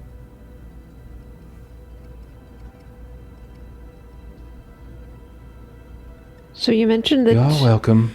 Kick is And then they start to turn. They start to turn, and they just start disappearing into the darkness.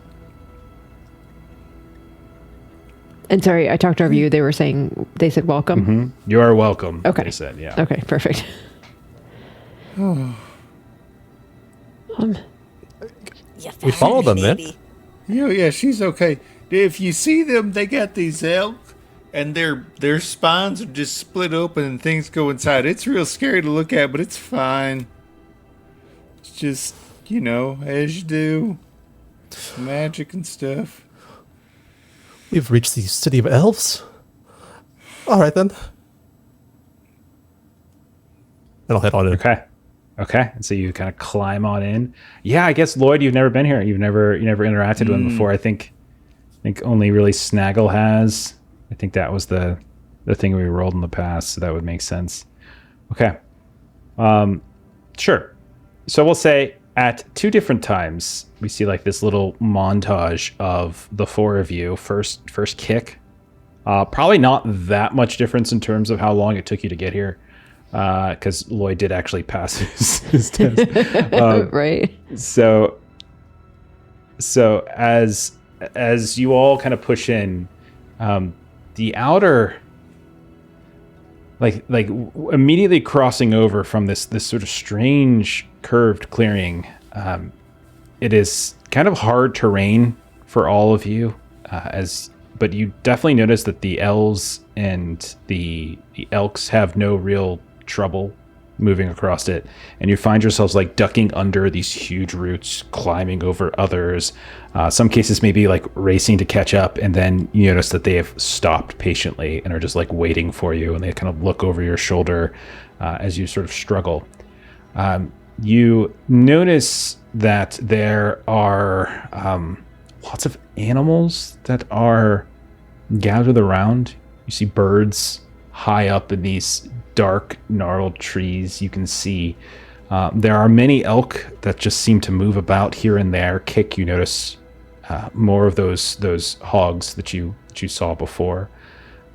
You also occasionally see, like up on a branch or on a very high root, you see these goats as well. But their fur is not anything like you would be familiar with from Branwick Bell, the goat herder that you all know from town, the brother of the constable that Morgan has offended. Their fur is like, it almost looks like bramble. It doesn't actually look like fur itself. And they have like these like horizontal eyes that like are kind of strange to look at. And you're not even sure if they're looking at you directly. And their horns kind of do this strange split halfway up. It's like one singular horn, and then it kind of splits off to the side and back. And eventually, you all find yourselves at slightly different times within some kind of settlement. You recognize that there are dwellings that almost camouflaged within some of these roots, these like gnarled roots here and there. Nothing really up in the trees per se, but you do notice that there's like these little pockets of places where maybe a lookout could be or some such. But mostly it seems like the dwellings are built into the base of these massive trees. You do not notice, though, any elves other than Quelthier, and then when you initially arrive, Kik, you also notice a Draka. They're the only two that you see. You see no one else. You see some kind of like circular, like a square, basically the equivalent of it. It obviously is just this smooth down kind of forested moss that you're walking across. On one far side of it, you see some, like the roots have grown in this ornate fashion. It looks unnatural in like its symmetry, and you see like the roots from these two trees come up maybe about 20 feet tall, and then like kind of curve together, and then they start to twist, making something like an altar. And there's like a dark opening, almost like a cave opening. You see on a different side of it, there is like this elevated hill with this beautiful like green-blue moss that seems to cascade down it. And it just looks like all these different animals are freely moving about, like grazing on it, resting, sleeping. But the hogs, these goats, these elk, these birds, they all seem to just be moving about without any signs of like a pen or restraints of some kind. And they're just roaming freely. And you also notice, and you're moved past it, but not through it, a cluster of what almost looks like dead trees. They're like this kind of grayish, ashy color. And you see they all are like facing inward at this circle, and each of them have these kind of hollows in them. But it looks empty right now. But compared to all of like the lusciousness elsewhere, even though it's quite dark, it is sort of this unnerving but very noticeable difference. And we'll say, Kik, you arrive first, and you are seated somewhere within this clearing, and they bring you like refreshments. Like you get what looks like some kind of beautiful water in like in a like kind of a hollowed out wooden cup of some kind, a little bit big, but for your hands it's no issue. And it's cool, like as you drink it, and clean. It doesn't have any of like the grit that you sometimes get within Isfig. Mm-hmm. And you're brought like little bits of like fruits and like figs and things, and they're laid out in front of you on these like large dark kind of elephant ear leaves and things like that. And one of them says to you, one moment. And you see they wander off towards that like dead tree area. And like they sit inside one of those hollows, and you just see them literally just sit down and like in this meditation pose, cross-legged, arms on their knees, and they're just there for like 20 minutes, not saying anything, while the other one just stands next to you with their spear, looking at you while you eat and drink. I can ask you a question. Yes? Do you know about some weird glowy crystal things around? There are many things that glow here. Aye, but I mentioned the Twilight Choir. They took one out of the sea caves way near the lowland settlements that you might know of.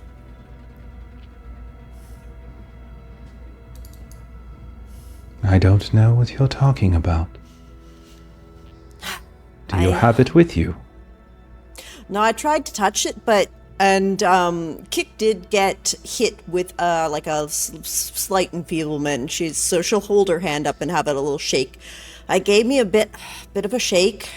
Didn't sit well with me. I couldn't hold it.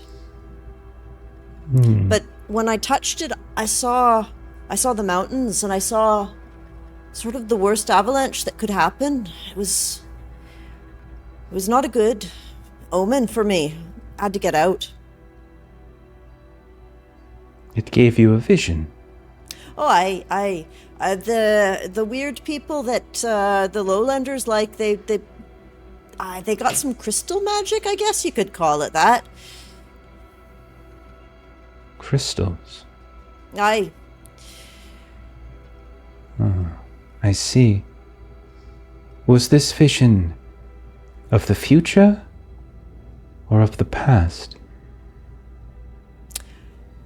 Jeff, the one that Kick had was My name future, is right? Everybody else had Idraka. past, but I had future.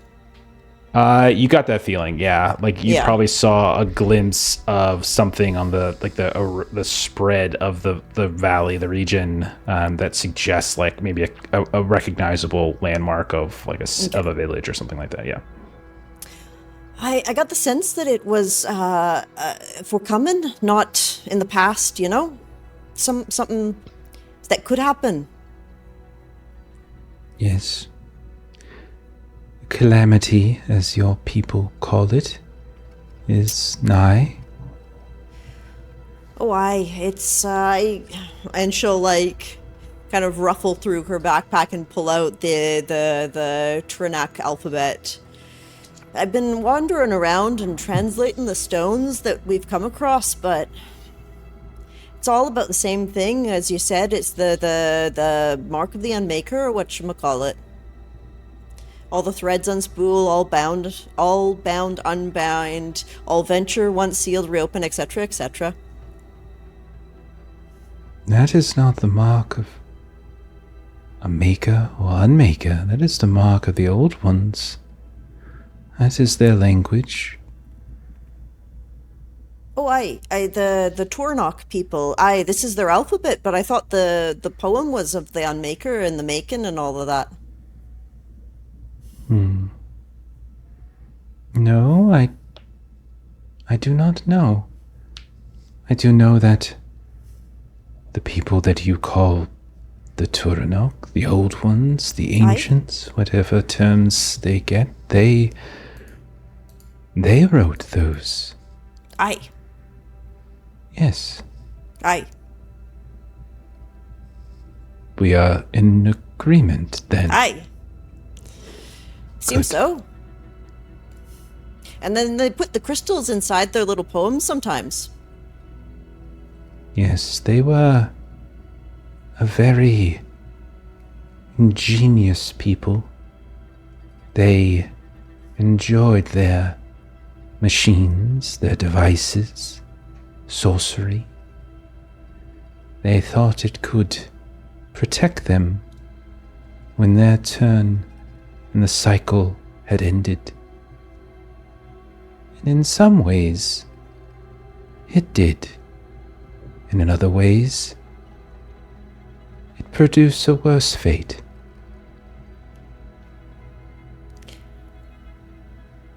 So, do you know when this calamity is supposed to happen? Like, the crops Soon. are gone bad now, and then there's the earthquakes, and like, it doesn't seem so good. Very soon, our kin have already taken up The cycle of hibernation. Quelthia and I, we wait here to tend until the final moments to ensure the animals have a peaceful end, and then we will join them below. And your friend Jack. Oh, aye, Jack is down below somewhere.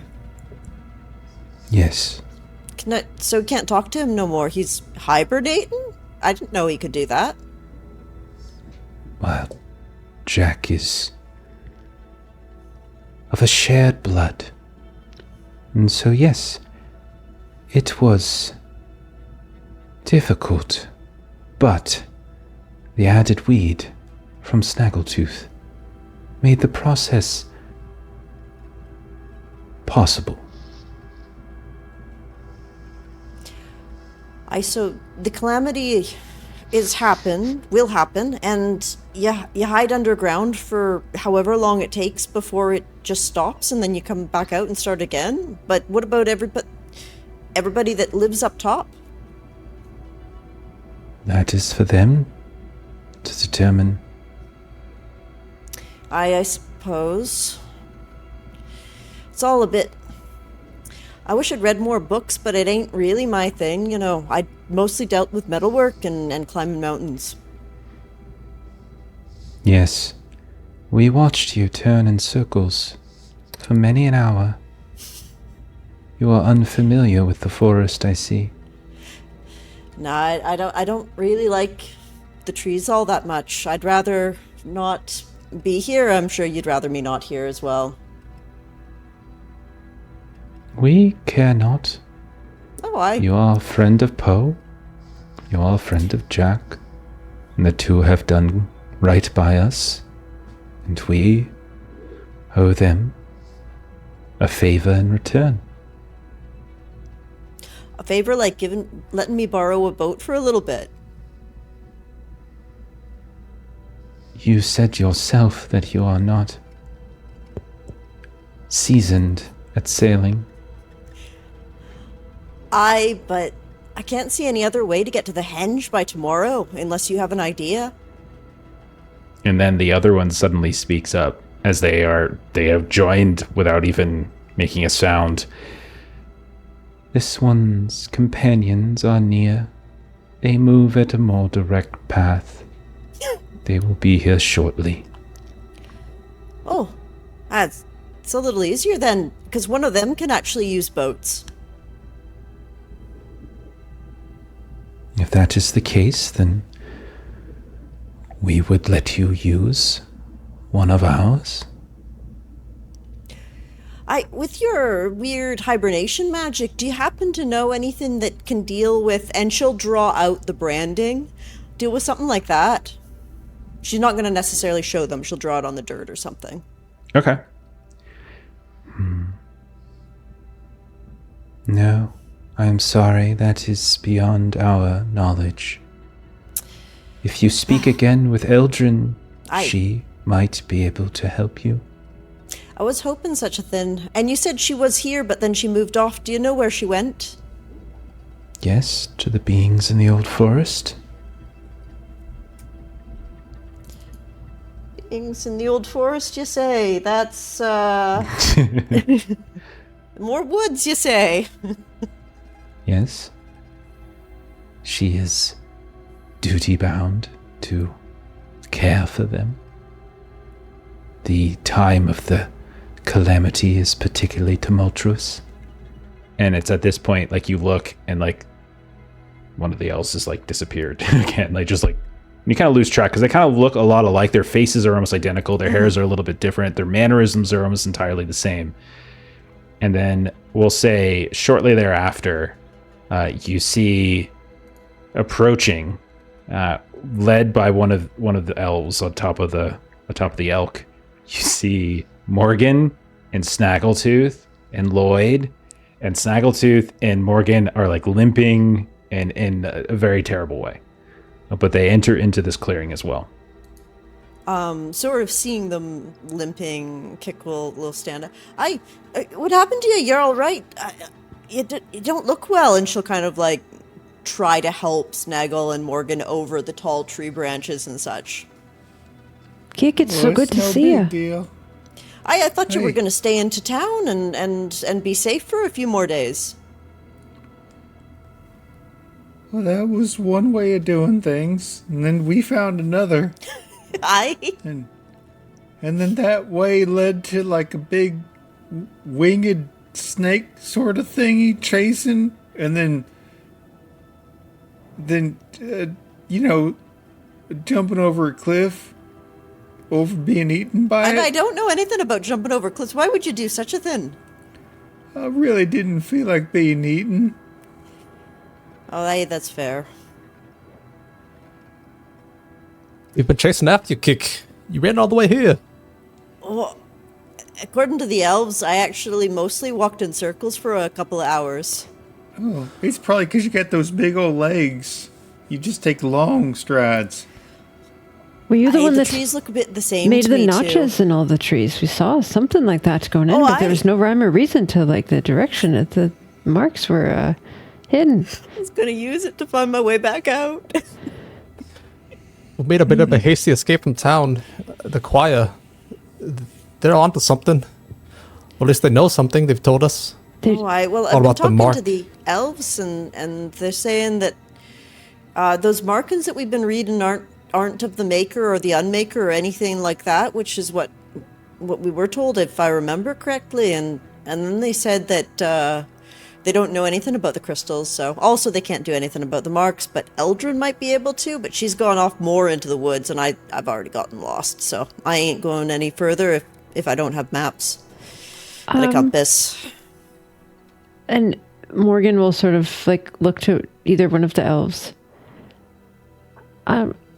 Not sure if you might know anything about this, but right, few of us here have got these marks on us. I think Kik was talking to you about them, but the information that that the folks that have come into town are peddling is that we're in danger of being taken over by demons, and that they needed to do some kind of a ritual, and we kind of got out of there because we weren't quite trusting that we were gonna be alive on the other end of that ritual. But do you happen to know, like, are we really at risk of like hurting each other if we don't get these things taken care of? You know stories like that.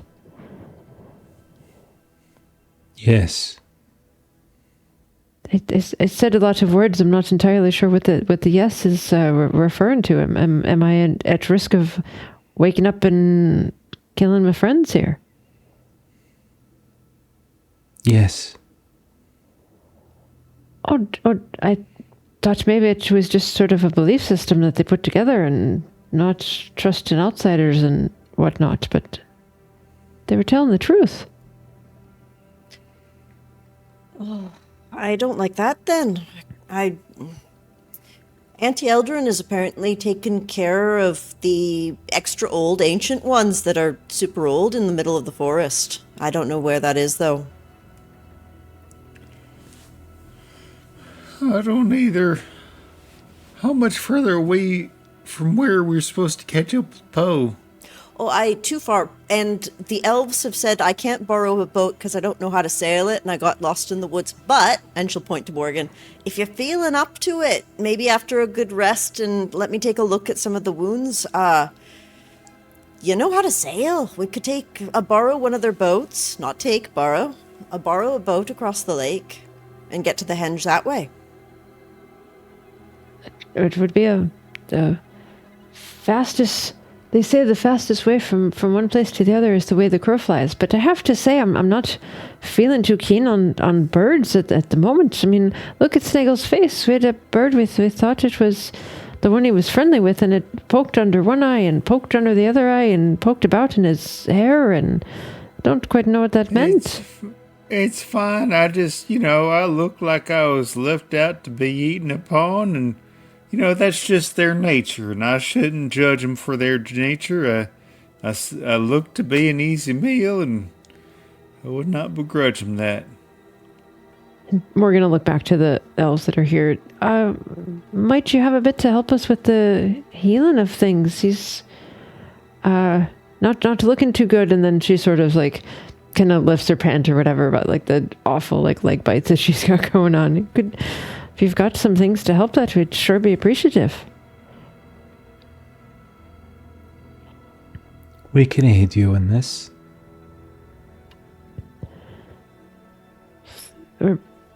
Thank you. We're indebted to you. What do you guys do out here? You breed animals. No, we live. What do you do in your village? I live, but I'm a candlemaker. Do you have one here? We have no need of candles. I assume most y'all are going to ground soon, or however you want to put it. Do you need any help with tending to things as you're kind of laying stuff to rest? Adraka and I were chosen to be the final tenders. We ensure that the shrine, and like they kind of look over towards that large kind of like cave opening where the two roots kind of curve up into this archway. We ensure the shrine remains open so that any brethren who are away from Ashtaron and are working to find their way back can return in time. And we ensure the animals who we have lived in harmony with remain cared for and at peace until the final moments. And then you go down with the rest of them and are safe, yes? Yes. And then we will Sir? awake one day and begin anew. Is there anything we can do to help you with getting to that peace? Snaggletooth, you have already done so. Oh, that's good. The leaf you grow is an essential component to our process. Okay. You guys are just gonna wait out the calamity, not do anything to stop it. No. Aye, but they mentioned the Toranok had worked towards doing something about it and causing it to be worsened, but also maybe helped in other ways. It's a bit confusing, that.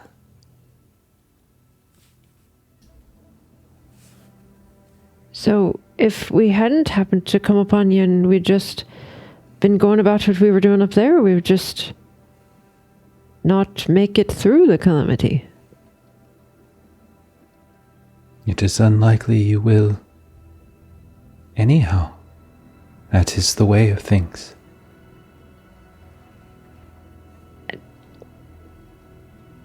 But we're just supposed to, like Lloyd said, we're just supposed to take it. We're not supposed to try to see what we can do to not have everyone that we know be gone. I believe that's what we need to talk to Poe about, though, because he's the one with the plan, no? You're right. We'll meet Poe. He knows something. We can stop this. We'll rest here, make our way to the henge. Aye. You two need to rest up so that you can sail about, because I spent a bit too long in the woods already. I probably got quite lost. They sent an elk to guide me back. Well, we'll take any healing assistance you can provide, I suppose, and then we'll be on our way. And so we will fade up out of that scene with them kind of bringing over various supplies, and we see a sort of a montage moment of healing as we like kind of lift away, and we'll end it there for tonight, and we'll pick up on that next time. Awesome. This place is so cool. All right. Yeah. All right. Oh my goodness. Snaggletooth lives. Okay. Everything's I fine. thought everyone was just gonna die getting lost in the forest. And just like, that's the end of the campaign. Everyone just gets lost sure and dies tried. in the forest. I mean, I rolled like that, but you took pity and sent an elk to help me. I did. I proposed an android alternative. There was a boar alternative, but like, no, okay. No, we like Snaggletooth Well, so much. We you want to keep noticed- playing with him. When Oswald was scraping and poking him, that it was white blood that was coming out of the scrapes. Yeah. Uh-oh. Just saying. I would laugh so hard for like an android Snaggletooth. That would make me Your neck so just happy. snaps backward. Oh and- my God. goodness. In a completely ridiculous. unreasonable way.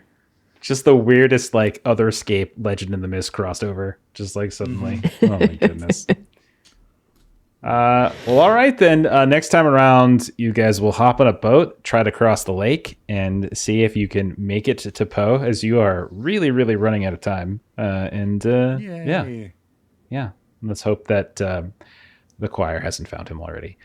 Okay, let's do a couple closing plugs that we get on out of here. So we have 2 more streams before we take a little break for the holidays. This Saturday we got Call of Cthulhu as we are continuing our Eternal Lies campaign. Sunday night we should have a Conan stream up. But that's it then. Then we're off for Christmas and for New Year's, and we'll be back like early January. So we're gonna be out. We're gonna be off for about almost 2 weeks, actually. So yeah, watch all of the VODs on YouTube. There's lots of stuff. So if you've only found us in like the last 2 years, there's lots of other stuff that you can find, and you know, take a look and just have fun because it's the holidays. So enjoy yourselves and kind of do other things. But come back. Yes. Like just don't. Yes. Yeah, don't stay away too long. Yeah. But yeah, and then and come back, and then yeah, we'll pick up on where this goes, and we'll see if they can prevent whatever this calamity thing is and all that good stuff. All right, that's it. I think we normally All right. we have more plugs, so I usually would Right. be like talking Yeah. longer, but because we're taking time off, this is completely throwing me. That reminded me of the end of Mary Poppins when the like chimney sweep guy, Dick Van Dyke's character, is like says to Mary Poppins, like, "Don't stay away too long." That's what popped in my head Yeah. when you said that. Yeah, I was thinking of like the Firefly line where he's like, and then you take your ship and you come rescue me. And, Yes. and Zoe is like, what? And rescue my ship? Yeah. So Right. Yeah. Oh, so that was so good. All right. Okay. So that's it for us. Have a great rest of your night. We'll probably raid someone here in a second. So we'll see y'all later. Bye bye. Farewell. Good holiday.